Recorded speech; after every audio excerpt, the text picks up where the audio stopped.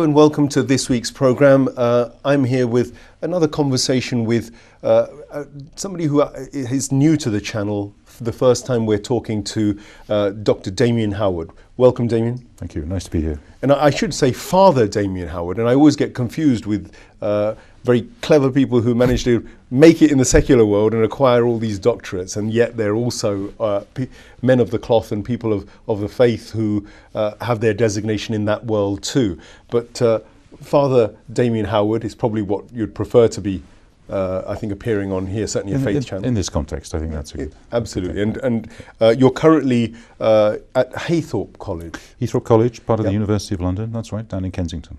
And Haythorpe College is essentially a theological school? It's a school where we study theology and philosophy. It grew out of an old, what we call a theologate, so a place where Catholic priests used to study for the priesthood. So priests have to study philosophy and theology both before they're ordained. This year we're marking 400 years since we were founded, so it's one of the oldest parts of the University of London, if perhaps not the oldest, I'm not sure.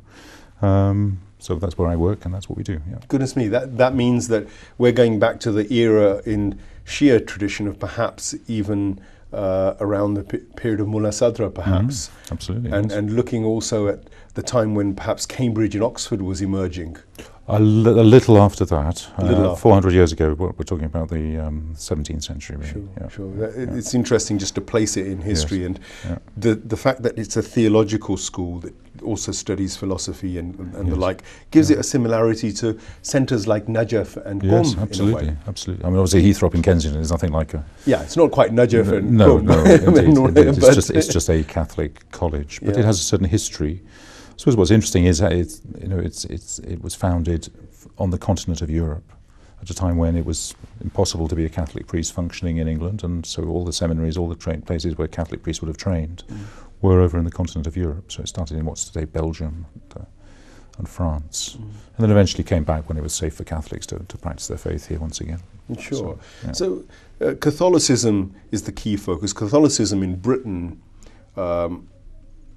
saw a demise during Henry VIII's period, in a way, initially. That one could argue. I mean, having been England, having been a country or a state which was loyal to the Pope, absolutely, in that period of history, breaks with the Church for the first time. That's right. I wouldn't say Catholicism disappears, because it doesn't. In fact, contemporary historical scholarship suggests that Catholicism carried on for quite a lot of time. I mean, the Reformation was a top-down affair, and so it was a kind of new theology, a new devotional practice, really forced on people in the first instance. I'm not trying to be too polemical here, but I think there's really good evidence to suggest that most English people carried on, at least believing in the old faith, as we call it, or we used to call it.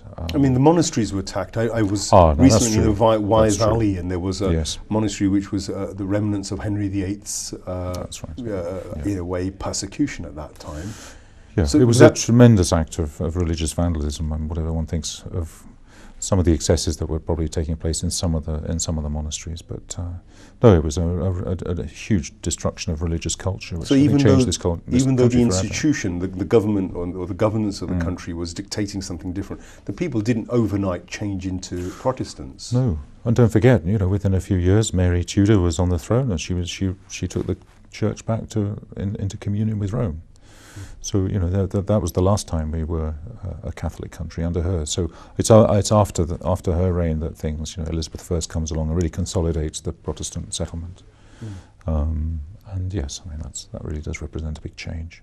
Catholics continue to live in the country, though, under a situation of more or less greater or smaller persecution, and that's why people from my order, the Jesuits, were sent to look after them, and often were executed as a result of the work they did. And the Jesuits are an order which has a direct linkage to the papacy. Well, very good way of putting it. Yeah, we were founded by a Spanish nobleman called Ignatius from a little town called Loyola. Ignatius Loyola, he's usually known as. And he wanted to found an order of people. I suppose the idea here is you live a kind of monastic life, but in the city. That's to put it very simply, but that's basically what we're trying to do. And one of his early decisions was to take his group of about 10 companions who just all finished their studies in Paris, you know, the really high-ranking university of its age, to take this bunch of people and to place themselves at the service of the Pope in Rome. It was a way of saying, we want to go where the need is greatest, and this man who's in charge of the whole church and who sees everything that's going on, he's the one who'll be able to send us where we need to go. So that was the reason for that link to the papacy. And what we do uniquely for any Catholic religious order is we take a vow of obedience to the Pope, so that wherever he sends us, we undertake to obey and to go. And how many Jesuit priests are there today? Well, 19,000 Jesuits in all, something like that. Number of priests, I would have to check. I guess it's about 12,000. I guess that's the number. The country with the largest number of Jesuits in the world, you would be surprised to hear, is India. Gosh. Yeah. And how do you become a Jesuit? Very good question indeed. You undertake a long period of training. So to be a Jesuit priest, you do 2 years as a novice. Then usually you study philosophy for 2 or 3 years. You do a stint of work, often in a school or a social project, for another couple of years. And then on top of that, you study 4 years of theology. So that's your basic training. You can see it lasts about 10 years. And on top of that, then people would also have other work experiences or other periods of study, studying law, human rights, for example, medicine, social work, or anything that's useful. The idea of the order is that precisely, you know, we go where other people don't want or can't go, and so we need that training to help us to do it. Well, it's fascinating because the Jesuit order seems to emerge at a time when the Muslim and the Christian world are very much at loggerheads. Absolutely. Yes. Both in Moorish Spain, where the Muslim Moors are, are pushed out effectively by Ferdinand and Isabella. And it's also interesting that on the other front, the Ottoman Turks are also moving towards Vienna. That's right. Yeah. And so there is a period in which automatically Europe and the East, if you like, are in fear of each other. And religion is used, not always at the forefront of all of the wars and battles. Certainly the Ottomans were very much about perhaps power and land, and so too were a lot of the Christian kings, who Charles, who was up against Suleiman the Magnificent, etc. They were often fighting for dynastic power, but all too often religion did get used as a major tool, and it seems that that's still very strong in the conscience of both Arabs and Westerners. I mean, if one went back to Vienna, probably the history of the Ottoman Turk is still seen very much as the invading, barbarian perhaps even, who's going to threaten to take over your society. And today's world, bringing things very much into modern times, for the first time, Muslims have arrived in large numbers. Peacefully. Peacefully. It's important, isn't it? They've arrived in Europe this time peacefully, and it's estimated that over 15 million Muslims will exist in Western Europe within the next 25 years, perhaps. That's a huge number of people, and it's changing the dynamic of the way Europe views the Muslim communities around the world, but also within Europe more particularly. It would inevitably, at the forefront, involve the faith discourse. And I'm really fascinated by the arrival of the new Pope. Oh yes, right. So Pope Francis, he's a Jesuit. Yes, the first Jesuit Pope ever. In fact, the most surprising thing that's happened to me for a long, long time is we have a Jesuit Pope. It's the first one ever in the history of Christianity. Yes, well, we were founded in the 16th century, so it's only been going for 450 years or so. So, in terms of the Catholic Church, we're quite a new order. So very significant that a Jesuit Pope is in place, and he's overseeing a period of great change in the West, I would say. I think he certainly is. I mean, that's been going on now for a number of years, but he certainly arrived at a time when how can I put it? I think there's been a certain discourse of suspicion with regard, I mean, I don't need to tell you, a Muslim, there's a certain fear, a certain suspicion, part of it bred by ignorance about what Islam is, and some of it bred by, some Muslim extremists who've said things that people find very upsetting. So it's not easy, and I don't think these sorts of shifts of population are ever easy. People have a sense of loss about the world that's disappeared. fear about what's coming and misunderstanding. So I think we need to be patient. We shouldn't be too quick to point fingers and condemn. But on the other hand, there are people, I think, very interested in exacerbating tensions and who really don't want to learn and to get on and all the rest of it. So Francis has taken a rather different line. I mean, from day one, he's only been Pope for just about 6 months now. And from day one, he made it very clear that it was a priority for him to reach out to Muslims and to make very positive overtures of friendship. I don't know if you remember, I don't know if this was picked up in many parts of the Muslim world, but around Easter time, on what we call Holy Thursday, we have a ceremony in which a priest in every parish in the Catholic world, the priest will wash the feet of 12 men usually from his parish. It's an imitation of what Jesus Christ did. He washed the feet of his apostles. Well, this extends all the way up to Rome, where the Pope washes usually the feet of 12 priests, okay, in a very solemn, beautiful liturgy in St. Peter's in Rome. Well, this year, Pope Francis, he'd only been Pope for a few days, and he said, I'm not going to celebrate that liturgy in St. Peter's in Rome. I'm going to go out to a young offenders unit in Rome with a group of young people. I'm going to wash their feet. 2 shocks later came into view. One was that he washed the feet of 2 women, because there were women among the group. Well, this is something no Pope has ever done. That the washing of the feet is associated for Catholics with the ordination of priests. And so for him to make that gesture unsettled people for all sorts of reasons. I think quite clearly he was saying this has got nothing to do with me ordaining these people as priests. That's not what it is. This is about a gesture of selfless service, and that's what Jesus Christ, I think, was trying to communicate. He said to his disciples, if you want to be the greatest, you must be the one who serves. You must be the humblest of all. Even more startling for some people were the 2 of the people whose feet he washed were Muslims. Okay? A very clear and I think controversial message within the Christian world about his attitude towards Muslims, that they weren't going to be excluded, that they were part of the people he regarded himself as speaking to and caring for. And so quite a bold and brave gesture there.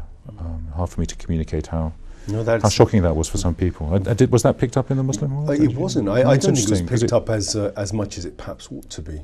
Would be interesting. I'd certainly like to know the reactions of our viewers to that kind of action. That would be in a future program, perhaps, when we're having a call-in, an interactive call-in around this same discourse. Perhaps we could share the views then. It'd be fascinating. But that, as a gesture, as an act, is a very, very brave one in this time when actually quite the opposite rhetoric is going on about Muslims. Exactly. Now, does that come from his Jesuit leanings, do you think?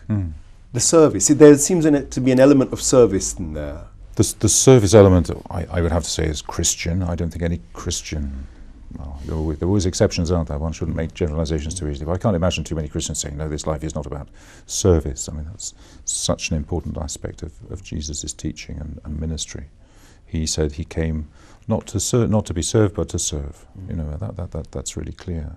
So those of us who follow him and try to live as he did, we need to be people of service. Well, but that doesn't stop us building very clear boundaries and saying, well, I'll serve these people, but those ones that no. And I think, again, I don't think that's a very Christian response, but you do get it. And I think what Pope Francis is calling people to is a bigger picture. Is that one of the cornerstones of his papacy, do you think? Yeah. That's absolutely fascinating. And I think we'll stick to this topic because we could go into a lot of other areas that Pope Francis is focusing and where Catholicism is focusing and its own trials and tribulations internally that might be there as well. But I think this is important for our viewers, particularly in terms of understanding where Muslims' relations with Christians and Catholics in particular are. Because there is a sense of brotherhood, I dare say, particularly potentially between Catholics and Muslims in this respect, that there's a real sense of vicegerency contained within the concept of the Pope, which is quite similar in a way to the concept we have of marja. Right. Yes. The marjaiyat or the ayatollahs, certainly within the Shia tradition, previously probably the Grand Mufti, there was that sense of somebody at the top of an order, of an institution which held together the axis of your faith. Yes.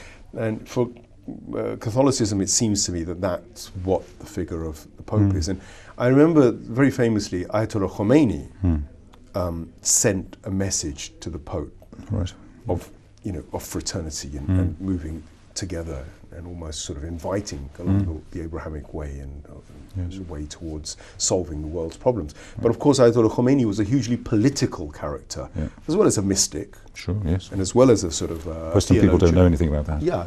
He was a theologian, he was a mystic, he was a sort of a philosopher, and he was a politician as well. Yeah. Now, the Pope can't but help being involved in some sort of political framework, although it would be argued by Western secular society that the religion has nothing to do with politics, and they want nothing to do with religion in politics overtly. But time and time again, you do hear the church or people of faith being involved in socio-political issues and raising their voice. I mean, is it totally unavoidable for people of faith, of the Catholic faith, to avoid sociological issues, social issues, and political issues? No, it's not possible. No, God has something to say about those things, about how we should live with them, and therefore we need to try and live by the teaching that God gives us. Well, where things get more complicated is where other people say, "Well, that's nice. You have those beliefs. You live by them, that's absolutely fine, but I don't feel myself obliged to live under these things because I don't believe in all these crazy things as they might think of them." And then we have to have some kind of secular society in which we hammer things out together, because otherwise you've just got violence.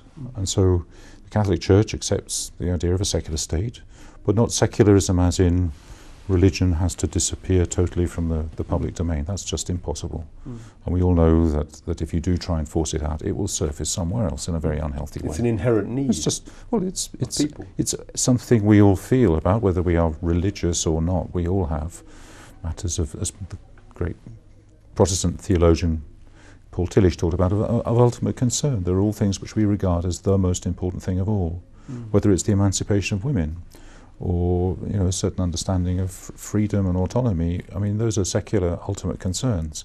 They may not be explicitly religious, but they would be contested. Okay, so we all have to come to some kind of arrangement about how we live together. So is this one of the modern challenges of 21st century Britain? You bet, yeah. That we need to renegotiate, because many secularists would argue that, look, the Enlightenment came. We had all of that, and we went through all this, and at that stage we managed to eject the faith narrative from the political state, and therefore keep it in your home. Whatever your religion is, it's for you, but don't let it interfere with our institutions or with our way of life or our political decision making. And yet, it seems that service involves politics. Even if you were to say, like, we're going to serve, well, do you not serve the person who's involved in politics or who has a political agenda, or who is perhaps, might even argue, say, let's say, take a really more obvious thing of somebody who feels they're fighting against an injustice. That inherently becomes a political statement for an ordinary person. Does the church or does the Islamic institution completely shun that individual and his cause? I think a helpful expression which the Catholic Church uses, and other people have sort of gotten on to think about some of these things, is the idea of the common good.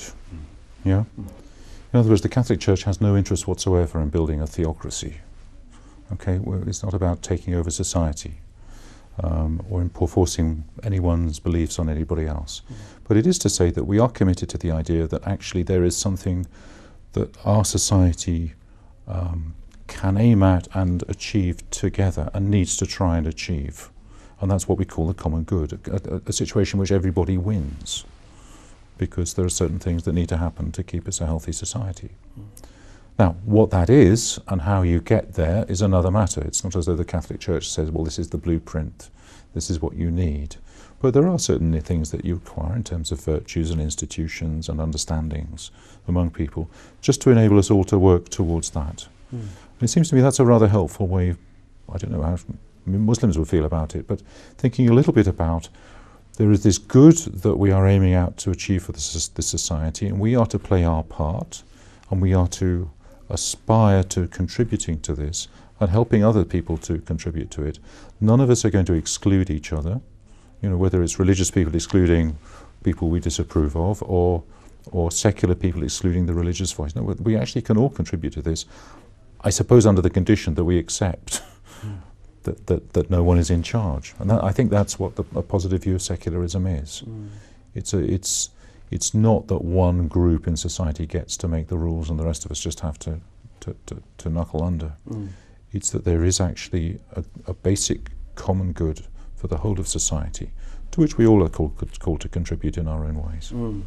The common good, that's a fascinating way of... That's the way we've used. We're looking for language and platforms for trying to work together. I think that's very much the mood of the time at the moment, and it's dialogue combined with action, which people are looking for now. Action, I'm more and more convinced, has to come first. I mean, you know, well, how many times have we tried to get groups of people of different faiths to sit around a table and talk about their faith? I mean, it's nice and often it's very polite, but much more helpful an awful lot of the time is to get people working together for some cause that they share.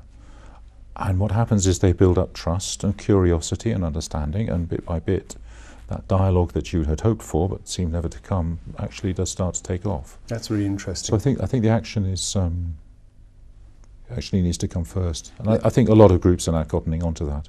I've just spent the morning with a group of citizens organising in London, over in the East End. We were talking about this in some detail, but extraordinary amount of good work going on. Citizens' organisations, do you know them? I've heard of them, around yes, London, I have. yeah. So there are Muslims, Christian groups, secular groups of various sorts, trades unions, schools. They all come together from a particular part of London to campaign for issues that they agree are common aims. And then they start applying pressure to the politicians and various other stakeholders, and they've achieved an awful lot of really good things. Can you give me an example of some of those actions or the campaigns? London Living Wage.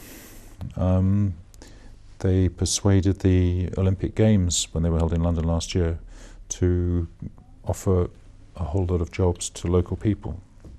Really important issue over in the East End. There's an awful lot of money washing around, but a lot of people are left out of that economy. So those would be two things that come to mind. And what they do around, when the mayoral election comes up, is they gather the candidates in front of them, and they make very clear that we are a coalition, or a broad-based coalition of different organisations. These are what we're trying to do. Are you willing to be on our side? The implication being that if you're not, well, we're not going to vote for you. Well, that's really... And that's had a really big influence on some aspects of even a city as big as London. I think that sounds to me like the kind of faith activists that everybody would like to see, because in a society where increasingly it's the me culture which dominates, with advertising plugging the selfishness, really, if I come down to it, as a sort of a character trait, to think about yourself primarily and don't worry about all the others. And faith would be fundamentally against that sort of attitude. And so automatically could act as a bulwark against those, whether deliberately orchestrated or commercially, naturally instigated thoughts and desires. Do Catholics see themselves institutionally? Do you see yourselves as Jesuits being very aware of that culture and standing up against it? Well, it affects me, to be perfectly honest. I mean, I think I'm capable of being very selfish. Ask the community I live with, and it'll be very interesting to see what they say. We are encouraged to concentrate on our personal appetites, to acquire nice goods and beautiful clothes and all the rest of it, yes. Nothing terribly new about it, except the way it sort of bombards our consciousness through the new technologies and the mechanisms of capitalism. Yes, it's impossible not to see that, and I think it'd be dishonest if one doesn't see it impacting on oneself, because it certainly does on me, in all sorts of ways. So yes, one of the things that Jesuits and other members of religious orders do that defines our identity really is we take religious vows. And those vows, I don't know if you know what they are offhand. No, please. Poverty, chastity, obedience. Okay, so the poverty is obviously, I don't have a bank account, I don't have my own money, I don't get paid for the work that I do. So there's a certain resistance there to the what you're calling the me, sort of selfish, acquisitive syndrome, which is, as I say, not entirely new. So human beings have always known it. Chastity, well, obviously that means I don't get married and have a family. Obedience means someone else makes the big decisions about my life for me, sends me to wherever I'm needed, tells me what job I'm going to do. So those are all ways, I think, of taking a clear stand against a culture that is, well, actually rather obsessed with money, sex and power.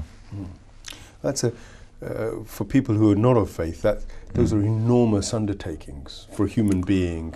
They would say, oh, that would require an awesome amount of willpower to remain in poverty, or to sort of, and to remain in chastity.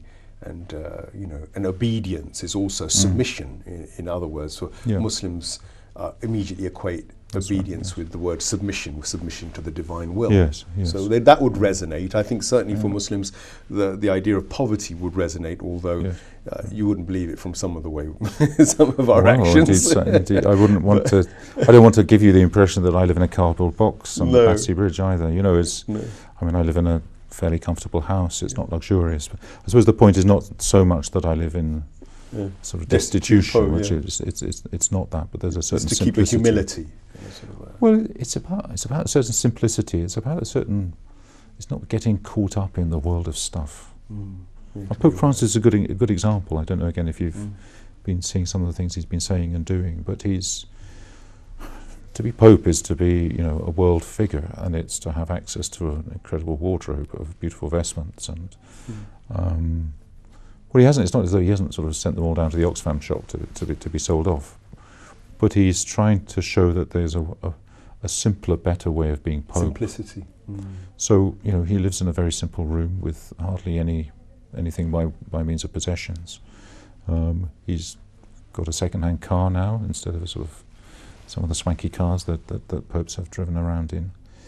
I think more interesting, though, I mean, one can obsess over, should I have, how many pairs of shoes should I have? Or, it's not so much that, it's about a certain simplicity of life. And what most speaks to me is the way that he's been telephoning people. Now, popes don't usually get on the phone and say, hello, it's Pope Francis. But that started to happen within days of his election. He was making his own phone calls. I don't know his number before you ask me. Kind of a quick chat in the evening with the Pope. But I mean that's what he does. He phones people up. And just reading a story the other just this morning that a lady in Italy wrote in and said that she'd had her purse stolen, and he wrote back and sent her a couple of £100 just a sort of gesture of solidarity. So these sorts of things, they speak to me of a simplicity. They speak to me of a person who could be living a life of totally distant from real people.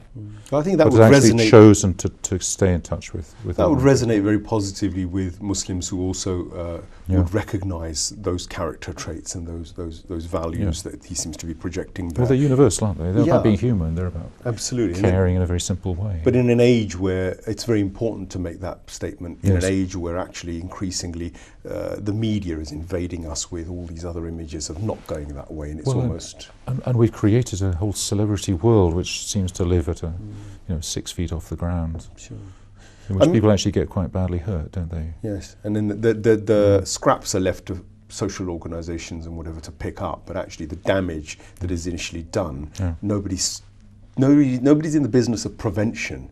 It seems to be all, well, we'll deal with the cures when there are people on the scrap heap, emotional scrap heap. We don't mind using people. Yeah. I don't mind using people. But and it's almost like, well, so long as they're buying things and so long as products are being bought or they're being productive, then we're okay. And then actually, there's always work for somebody who'll tidy up the mess. That's right. But it is a huge cost to society, much more in terms of psychological and emotional damage. Absolutely. That's what I'd probably, as a person of faith, would probably measure the damage more in those terms than in the collateral damage of, say, vandalism across the streets or or other more phisically visible. I don't want to be too boring about Pope Francis and say, he said that too, but he has kind of phrased the globalization of indifference. I think you get what he's saying. There is a way in which I think we've all been so ground down by images of suffering, by people being excluded, by people dying in poverty on our doorstep. And he's saying, you know, the things that make the news headlines aren't the big losses of life or the poor people dying on the streets.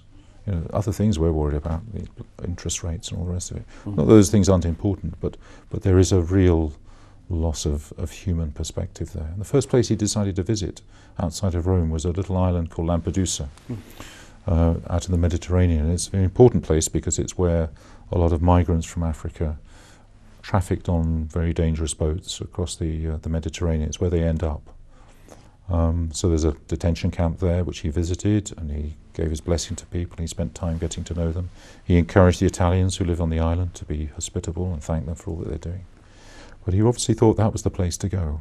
That was the place to make a point about what's important. If you liked, you know, for us in Britain, that's totally marginal. Who cares about the people dying on a regular basis, trying to make a better life for themselves by coming into Europe? You know, for us in Britain now, the discourse about immigration is absolutely appalling.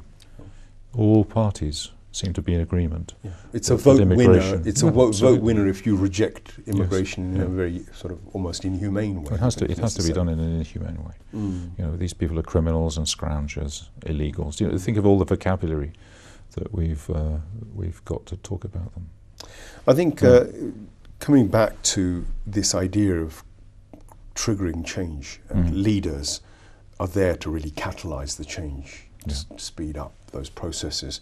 And yes, it can happen on the grassroots, and ordinary people are good people as well, and they do lots of great things. I think that's important, isn't it? As we make our generalisations about me culture, there's also a lot of heroes out there. Heap load of good people who are just working overtime to sort of compensate for perhaps a lot of the people maybe you aren't. So the world continues, and the battle continues for trying to create a civilization which really is truly compassionate, truly merciful, and all-inclusive.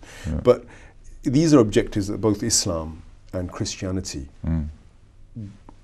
put down as major objectives. And the Pope, who carries probably a huge amount of weight in the eyes of Muslims as well, in what Muslims still perceive as the Christian West.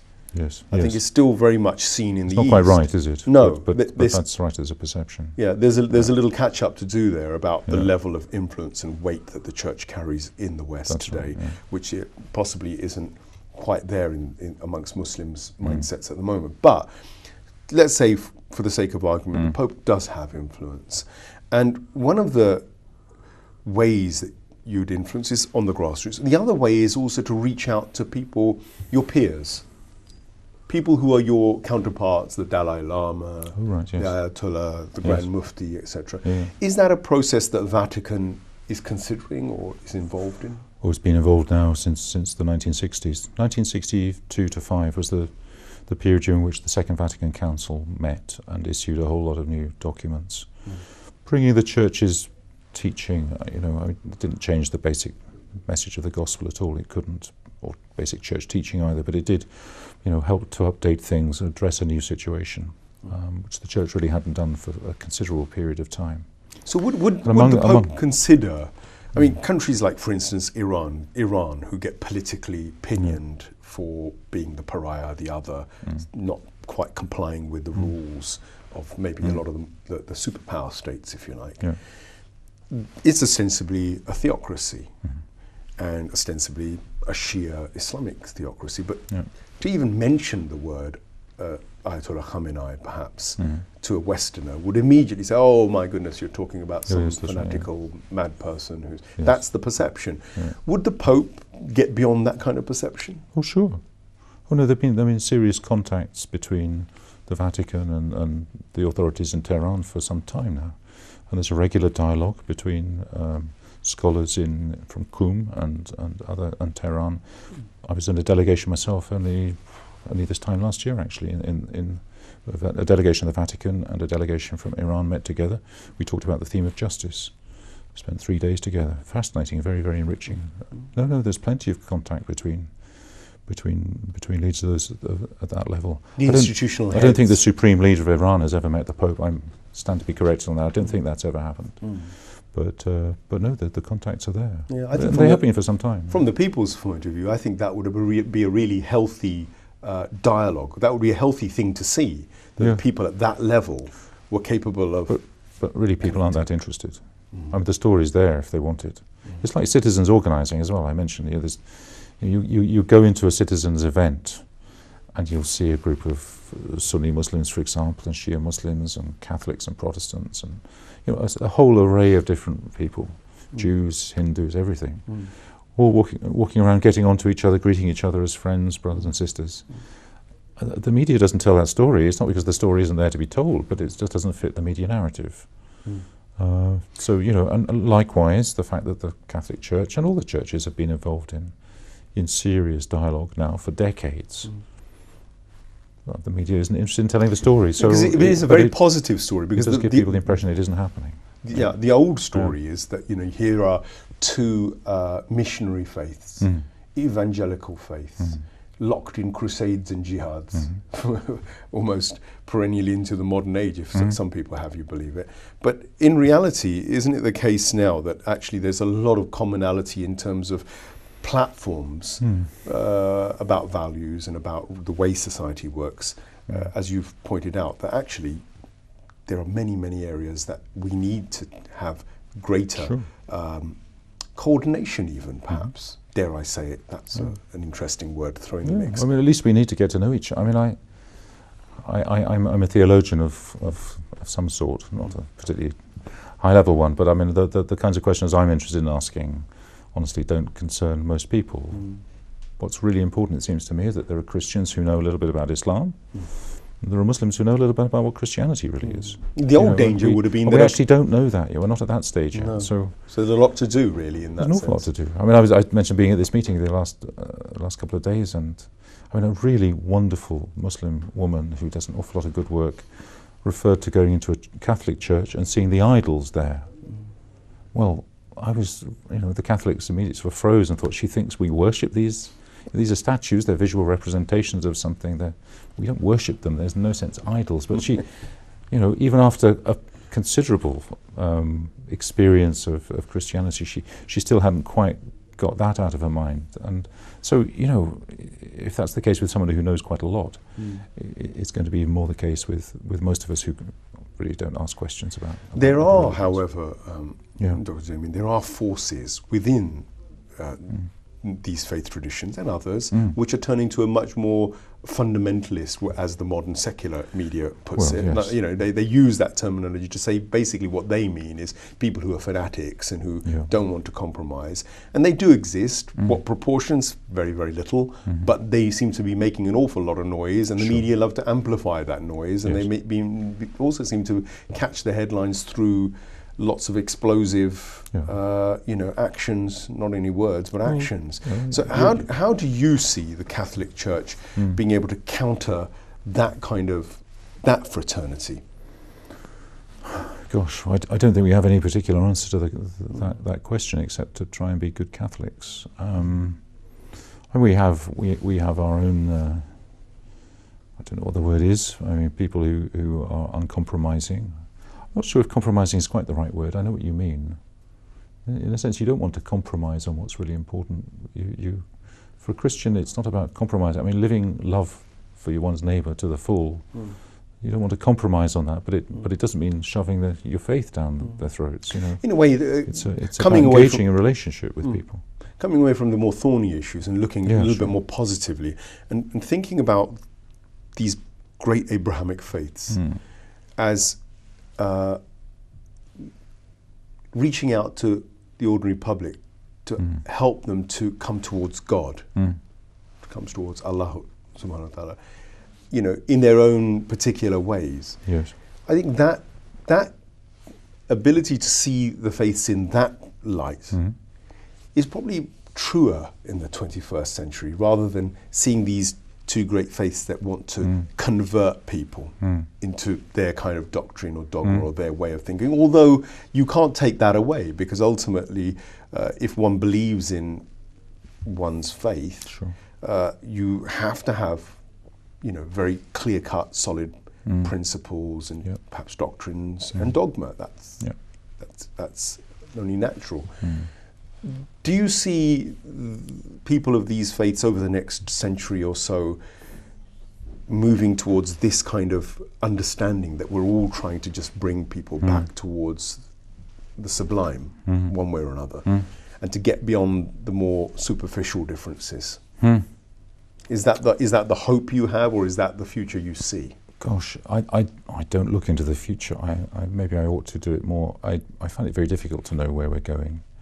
There are so many surprises in history. You might think things have a nice clear trajectory, but then they change quite dramatically. 9/11 shattered one's sense of where British and world culture was going, and has made us rethink whole areas of things that we thought we had worked out.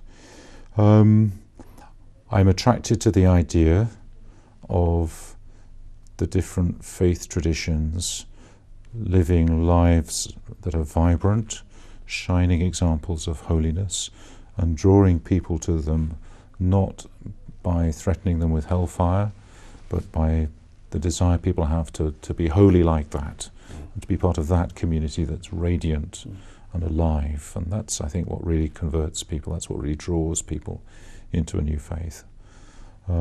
So I suppose that's part of your question. And as a theologian, you're a man who studies deeply in the polemics and the doctrinal side of things. And I know it's not for everybody, but do you see a day where the kind of outreach that you were talking about earlier might grow into these great centers of learning, the theological centers of Qom, Najaf, Al-Azhar, linking even more robustly with Rome or other great centres here in Britain?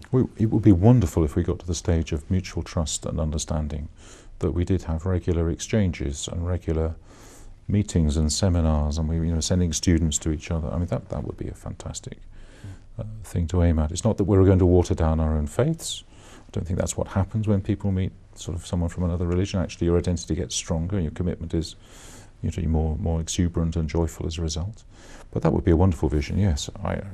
Who knows whether that's possible. Perhaps Pope Francis might think of visiting a country which is all Muslim at some stage as a sort of sign of, as a further sign from his kind of washing of the feet. It might be a bold step. Yes, no, it could well be. That's something Pope Benedict did. I mean, he was in Turkey a few years ago. Had a very important moment in the Blue Mosque in Istanbul when he went in and just prayed for a few minutes there. I think it was an important moment for him. Very beautiful moment of prayer for the people who were there. Yes, I don't think that's to be excluded. He is in his mid to late 70s now, so I think he will travel a bit, but not a huge amount, not as much as John Paul II. It sounds to me like there's a great need for consolidation and giving new direction, perhaps, and concentrating on the infrastructures of that change, perhaps. Well, could be. He wants to shake things up. He wants to change people's hearts. I think he says the same as something that Pope Benedict used to say, which you don't change things by just changing institutions. People have to change first, and then you build the institutions around the change that people have become. And I think that's right. Far too many of us, I think, are superficial in the way that we think about, really changing our institutions. It's got to come from the heart first. Well, on that note, that conclusionary note, it was where we began the conversation, that service coming before the idea of even talk. Let's just get on with it, seems to be the message from a Jesuit Pope, and certainly from Dr. Damien Howard, who's involved in Muslim-Christian relations and dialogue. And the dream of perhaps our seminaries and our scholars exchanging theological and doctrinal ideas, philosophical ideas, and in transferring them to solving the 21st century's ailments and problems seems really, really attractive. And we look forward to seeing many more of these initiatives and exchanges, and keeping you up to date with the help of Dr. Damien Howard and other colleagues from Haythrop and beyond. And perhaps, who knows, we might even be able to one day get the Pope on that telephone line, which Dr. Damien insists he is approaching. Thank you very much for joining us on this edition of Faith to Faith. Assalamu alaikum.